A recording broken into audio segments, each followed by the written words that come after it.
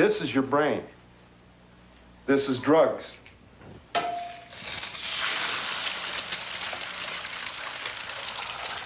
This is your brain on drugs. Any questions?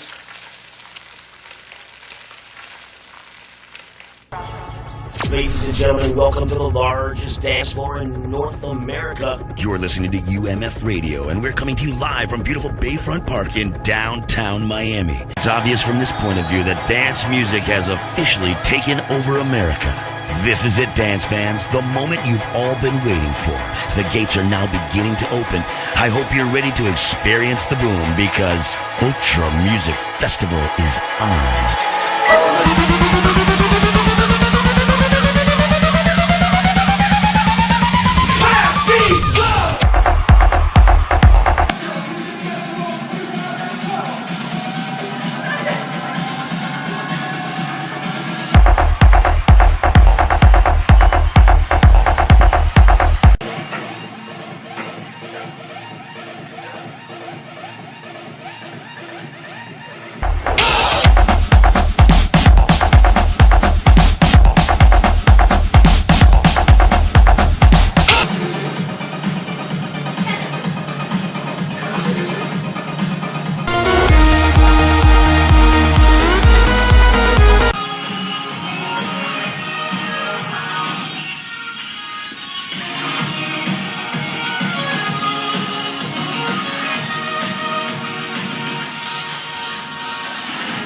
Hey, I think that girl has things we need. What? I think that girl has things we need. Okay.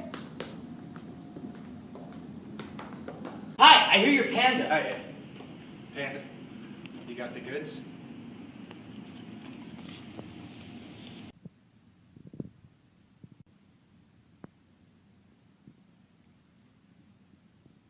Oh, Altoids. No, dude, those are drugs. Come on, it's Molly, Mdma. Well, what's it gonna do? Oh, yeah, it increases energy, you feel euphoric, you know. And also, man, it'll make you really social and give you that one-day best friend you've always been looking for. Oh, great, like you! Yeah, and also, you'll feel really energetic, so you can dance all night. That's my favorite part about dancing! Wait, hold on a second. Are there any bad things? Well, there's a possibility that you might not get hungry or thirsty for a while, and also, it may make you really tired. Also, you'll probably end up grinding your teeth. And also, you probably can't sleep either. Can't sleep. Yeah, but even worse, it could severely decrease your serotonin levels, which could lead to depression later on in life, and also neurotoxicity.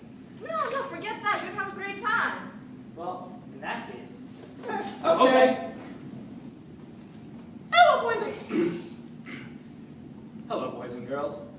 My name is Ben Kramer. One half Kelly's bouncer, one half MMA fighter, and one half part-time lab technician here at Villanova University. And what you just saw was an illicit and illegal drug deal happening at one of these so-called rave parties across the nation. The most common drug of trade is Mdma, a very dangerous drug better known as ecstasy. Today we're here to teach you all about the dangers of Mdma. We have world-renowned biochemist Nick Janigan here with us today. Thank you, Dr. Janigan, for joining us. Thank you for having me.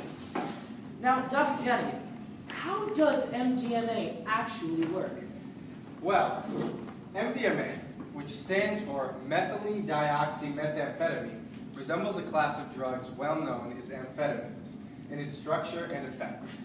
However, MDMA has significantly less central nervous stimulant properties. That sounds very interesting, but how does it affect the brain? Well then, MDMA induces the release of presynaptic serotonin, dopamine, and norepinephrine. It also acts as a reuptake inhibitor for these neurotransmitters. You know, Nick, that sounds very complicated. Just a lot of words. I think pictures might be better suited for the boys and girls at home. Okay, well, why don't we take a look at the molecular level about how these things happen.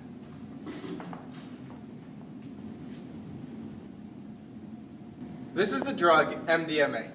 Because of the reactive lone pairs on these oxygens, it is able to interact with our nerves. Maybe that's a little bit too small. Let's get a little bit larger. So right here, we have a presynaptic neuron. And within this presynaptic neuron, we have 5 HT receptors which hold serotonin. Now, MDMA induces the release of this serotonin into the extracellular space. In a normal neuron, the serotonin goes through reuptake and re-enters the neuron. However, at the same time the MDMA induces the release of the serotonin, it also blocks the reuptake of serotonin. It is the release of this serotonin that causes people to have feelings of euphoria and happiness. Why, thank you, Nick. I'm sure the boys and girls at home appreciated that diagram and learned a lot. Now, also with us today, we have world-renowned drug dealer and biologist Sylvie Lee. Sylvie, thank you so much for joining us. Thank you for having me. Now, Sylvie, we've been talking about this buildup of serotonin. What does that have to do with the physiological response? Well, kids, there are the immediate after effects which occur 2 to 24 hours later. Now, is this what we would call the come down effect? Yes, this is what you call the come down. It includes insomnia, jaw clenching, fatigue, 2 hours later, muscle tension. Oh, and the possible risk of death from overheating and neurotoxicity. See, boys and girls, like I said, MDMA is a very dangerous drug. Now, Sylvie, what else has to do with this MDMA response? Well, not only are there the immediate after effects, but there's also a hangover period, which can affect you 2 to 72 plus hours after you've taken the drug. These effects occur depending on your sensitivity and the amount of MDMA you take. This includes lack of concentration, lack of motivation for anything, 3 hours later. Can you move it along? I'm all out of time cards. mild to strong depression, and fuzzy vision. Oh. If you couldn't tell, that's a lot of bad things. By golly. Well, that was a lot of biology and chemistry, but we have a room full of bioanalytical students. So, let's go over to Dr. Kramer, who's going to teach us the bioanalytical chemistry aspect of this. The first step in understanding this is the binding. Here we'll look at an MDMA assay versus its serotonin release receptors. This compares the amount of MDMA bound to the receptors versus its concentration in solution. One interesting thing to note is that the average recreational dose of MDMA ranges between 90 nanograms per milliliter and 120 nanograms per milliliter. If we look at this assay, we'll notice that at that concentration, our binding is already maxed out. This results in a lot of MDMA and its metabolites in the body. So step 2 in understanding it is the metabolism of MDMA. If we recall, we remember that MDMA is catalyzed and metabolized through the P450 protein system in the liver, specifically isoenzyme 2D6. This isoenzyme demethylates MDMA and produces MDA, and both the parent molecule MDMA and the metabolite MDA are detectable within the blood. Then, MDA can further metabolize to these 4 metabolites. These, including the parent molecule and the metabolites, are all detectable in the urine. Therefore, comparing blood and urine is clearly the better option detecting MDMA. The final portion, understanding the bioanalytical chemistry behind MDMA, is the detection in serum. We'll be using a multi-drug INSTA test to test for multiple types of drugs in the most cost-effective way with extreme specificity. We'll be using competitive binding immunoassays to test this. What we'll be using is a competitive inhibitor for an antigen with binding to antibody while doing an immunoassay when the antibody is compounded to a dimolecule. For a schematic, we can look over here. We'll see our MDMA molecule, which will competitively inhibit the antibody from binding to its specific antigen, much like in an HIV test, where the antigen and antibody are extremely specific in their pairing, but the MDMA molecule will interfere, and that will depend whether or not the dye molecule is active. Which will move us on to our next portion of this, where we have positive and negative testing. Just like in a glucose meter, we have a control and a test, where the control bar will ensure us that our immunoassay is working, and our test bar will determine whether or not the test is positive or negative. Let's start with the good answer, a negative test for no MDMA. And this, what will happen is the antibody has no competitive inhibitor binding to it and will bind directly to its respective antigen, therefore activating the dye molecule, turning the bar on the stick pink, as seen here in the test section. The meter is first, of course, dipped in the urine to test it for there. If we move on to the bad section, bad, not good, boo, bad, is a positive test. In that case, the MDMA molecule will bind to the antibody as it competitively inhibits the antigen from binding to it, which will inhibit the dye molecule from being activated. Without this, no bar appears on the test strip as is seen in this schematic here. This is indicative of a positive result. Now, these tests are so accurate and so sensitive because of our use of antibodies that our detection limit is on the order of 1,500 nanograms per milliliter, allowing very good detection with little error at all. And perhaps the most part is its cost effectiveness. This little test can be yours for just $4.25 plus shipping and handling, of course. Don't read the fine print. Anyway, beyond that, we have our test kit here. As you can see from this negative test kit, we see that there are 5 different types of drugs that are tested. Cocaine, methamphetamines, THC, our favorite MDMA, and opiates. This test is highly accurate, and as you could see by our good friend Dr. Nick, are all negative. Here you'll see a sample test kit. The first thing to check is the expiration date. Other than the expiration date, there are many conditions that must be met to use the test kit properly. For example, these test kits may not be stored in over 28 degrees Celsius. Otherwise, you may alter the antigen or the antibody being used. So what you do next is you open the package that contains the test kit. Within, you'll see the test kit. Once the test kit is removed, you'll notice there's a cap on the end. With the specimen cup, enter the restroom, in which case you will urinate into the specimen cup.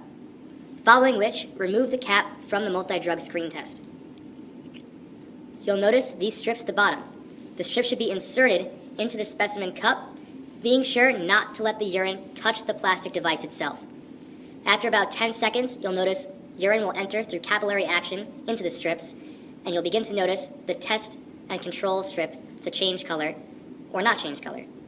After waiting approximately 5 minutes, you can recap it if you wish. After waiting approximately 5 minutes, you should see a test with pink lines all the way across, which will confirm a negative test. In addition to these test kits, you'll also want to confirm your specimen by GCMS or another analytical method. Now I hope you've learned a lot today, boys and girls. But before we go, I'd like to drive my point home. I'd like to invite Dr. Janigan back to join me. Dr. Janigan? Thank you for having me, Ben. Anytime, always. Good friend. Good friend. Anyway, Dr. Janigan, what are some real-world cases that we've experienced about the abuse of drugs such as MDMA? Well, what we didn't mention, Ben, was that MDMA actually causes the destruction of the 5-HT receptors on the postsynaptic neuron as a result of the exhaustion of serotonin. Now, there's actually a real case where in the year 2000, a man died after excessive use of MDMA. He had been a consistent user of it for 6 years, and he used to go on these binges on the weekend, using it at least 5 times on the weekends. I think I remember this case where his friends had described him after these binges as being lethargic and depressed and unable to stay happy. Yes, and it's not just a coincidence that they described him to be like this. Those symptoms actually are correlated with lower serotonin levels. Now, his brain, after he passed away, was compared with the brain of a non-drug using human. And it was found, for the first time ever, there was evidence that the brain of the MDMA using man, his brain had between 50 and 80% less serotonin in his brain than a normal brain. And that was proof for the first time that MDMA actually causes serotonin levels in the brain to drop.